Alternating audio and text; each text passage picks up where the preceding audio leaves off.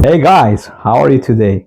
Today I'm gonna show you how you can have and make this cutted printed label and how you can made it with the Cricut machine. Then follow me and I will show you. Alright guys, in this step we open the Cricut program and choose new project, upload the image you wanted.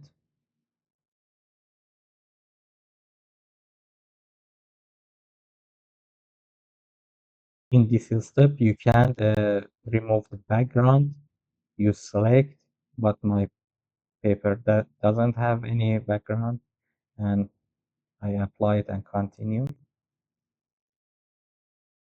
No, the important part is choosing flat graphic, not single layer. Flat graphic and continue. Uploaded the image.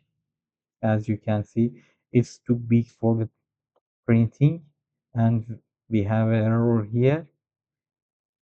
We click on that and the maximum size you can print it, write it here, 17.29 centimeter in 21.06 centimeter.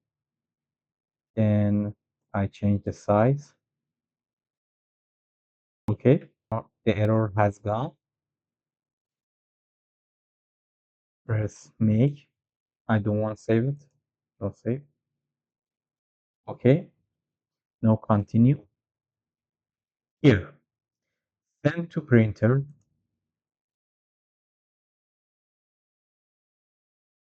Here you can choose the printer you wanted and turn off the add blade button and turn on the use system dialog. No, send for your printer.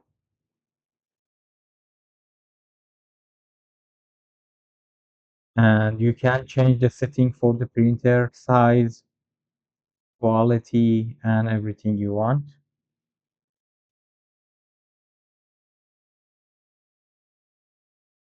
After you printed your paper, you can install it on your mat and choose vinyl.